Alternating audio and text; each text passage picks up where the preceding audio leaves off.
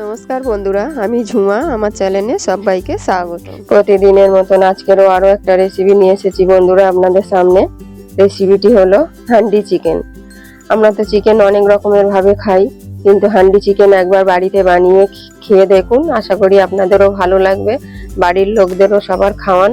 কোনো গেস্ট আসলে গেস্টদেরও এইভাবে করে খাওয়ান, খুব সহজ পদ্ধতিতে, কম সময়ের মধ্যে, কিন্তু অসাধারণ একটা হান্ডি চিকেন আমি বানিয়েছি। প্রথম থেকে শেষ অবধি ভিডিওটি দেখবেন, দেখে যদি ভালো লাগে একটা লাইক শেয়ার কমেন্ট করতে কিন্তু ভুলবেন না বন্ধুরা। এখানে 10টা কাঁচা লঙ্কা আছে বন্ধুরা, আমি একটা মিক্সার জারে দিয়ে দিয়েছি। দুটো পেঁয়াজ বড় বড় করে টুকরো করে নিয়েছি বন্ধুরা। এখানে কিন্তু আমি কাঁচা লঙ্কা লাল লাল নিয়েছি, আপনারা চাইলে এখানে শুকনো লঙ্কা নিতে পারেন। রসুন আমি এরকম একটা বড় ছাড়িয়ে নিয়েছি। 1 ইঞ্চি আদা নিয়েছি ছোট ছোট টুকরো করে। মশলাটা আমি বেটে নেব বন্ধুরা। মশলাটা আমি করে নিয়েছি, একদম মিহি করে বেটে নিয়েছি। যে মশলাটা করেছিলাম আমি দিয়ে দেব। দুটো পেঁয়াজও আমি ছোট পাতলা পাতলা করে কেটে নিয়েছি, পেঁয়াজটাও দিয়ে দেবো। এখানে বন্ধুরা গোটা গরম মশলা নিয়েছি, দারচিনি দিয়েছি, এলাচ 4টে আর লবঙ্গ 3-4টে আছে, আর দুটো দারচিনির টুকরো দিয়েছি। পরিমাণ মতন হলুদ দেবো, 1 চামচ হলুদ দিয়েছি। 1 চামচ জিরে পাউডার, ওইটা ধনে ছিল, এটা জিরে। জিরে ধনে দুটোই 1 চামচ করে দিয়েছি। লাল লঙ্কা 1 চামচ, ঝাল লঙ্কা 1 চামচ। নুন দেবো পরিমাণ মতন, নুনটা আপনারা দেখে নেবেন। আমি 1 কাপের মতন দই দেবো বন্ধুরা। আমি এখানে 1 কিলো মাংস নিয়েছি, আমি দুটো থাই নিয়েছি। মাংসটা আমি ভালো করে মেখে নেবো মশলাটা। এখানে পরিমাণ মতন সর্ষের তেল দেবো, আমি ছোট কাপের হাফ কাপের মতন দেবো তেল দিয়ে ভালো করে কিন্তু মাংসটা মেখে 1 ঘন্টা যদি রেখে দেওয়া যায় বন্ধুরা, তাহলে খুব ভালো হবে। আমি মিনিমাম 30 মিনিট মেখে রেখে দেবো, কিন্তু খুব ভালো করে মেখে নেবো আমি। যত ভালো করে মাখা হবে তত ভালো কিন্তু টেস্ট হবে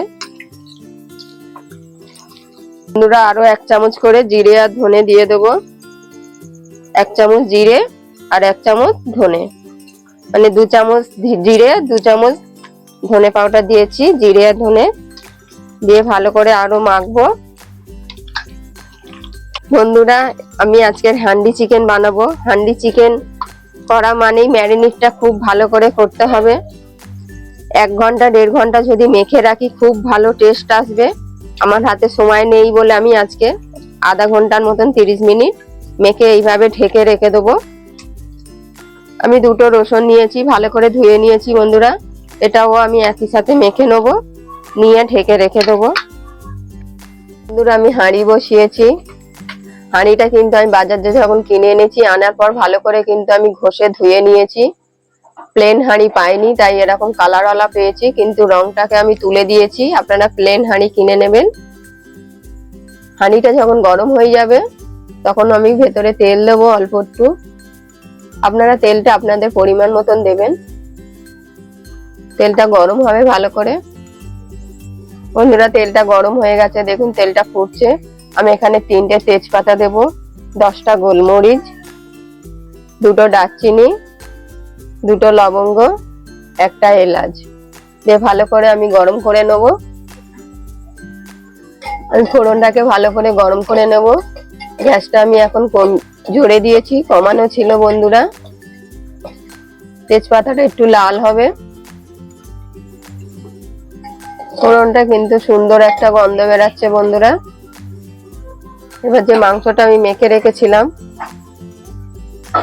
হাঁড়িটা কিন্তু খুব ভালো করে গরম হয়ে গেছে। মাংসটা আমি দিয়ে দেবো একে একে।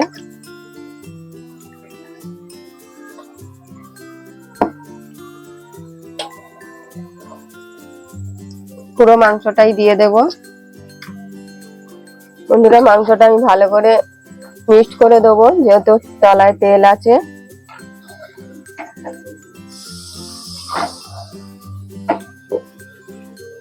বন্ধুরা আমি ভালো করে মিক্সড করে দিয়েছি।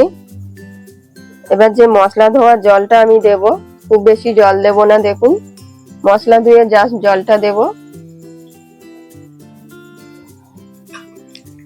দিয়ে আমি ভালো করে নাড়িয়ে দেবো। বন্ধুরা উপর থেকে আমি গরম মশলা গুঁড়ো দিয়ে দেবো। আমি ভালো করে মিক্সড করে দেবো, জাস্ট গরম মশলাটা দিয়েছি যেহেতু। আমি উপর থেকে একটা ঢাকনি দিয়ে দেবো, মানে সরা দিয়ে এবার সাইড থেকে আমি আটা মেখে নিয়েছি, যাতে ভাপটা না বেরিয়ে যায় বন্ধুরা, সেই জন্য আমি সাইড থেকে আটা দিয়ে চেপে দেবো। ভাপটা যদি বেরিয়ে যায় তাহলে সেদ্ধ হবে না। বন্ধুরা আটা দিয়ে আমি ভালো করে চিপে দিয়েছি, দেখুন যাতে ভাপটা না একদম বেরিয়ে যায়। আমি 5 মিনিট গ্যাসটাকে জোরে দেব, দেওয়ার পরে আমি 25 মিনিট গ্যাসটাকে কমিয়ে একদম সেদ্ধ করে নেবো মাংসটাকে। 25 মিনিট হয়ে গেছে, আমি গ্যাসটা এখন বন্ধ করে দেবো, দিয়ে আরো 10 মিনিট রেখে আমি ঠান্ডা করে নেব। বন্ধুরা আমি এবারে সাইড থেকে কেটে খুলে নেব ঢাকনিটা, খুব গরম কিন্তু। আমি এইভাবে খুলে নেব। বন্ধুরা আমি ঢাকনিটা খুলে নেব, আটাগুলো ছাড়িয়ে নিয়েছি, দেখুন দেখতে কিন্তু অসাধারণ হয়েছে বন্ধুরা, সুন্দর একটা গন্ধ বেরিয়েছে। আপনারাও এইভাবে বাড়িতে বানিয়ে খেয়ে দেখুন, আশা করি আপনাদের ভালো লাগবে। বন্ধুরা আমার এই রেসিপিটি কেমন হয়েছে অবশ্যই কমেন্টে জানাবেন। এই হান্ডি চিকেন কিন্তু অসাধারণ খেতে হয়েছে। আর প্রথম থেকে শেষ অবধি ভিডিওটি দেখার জন্য অনেক অনেক ধন্যবাদ বন্ধুরা। আর ভালো লাগলে একটা লাইক শেয়ার কমেন্ট করতে ভুলবেন না।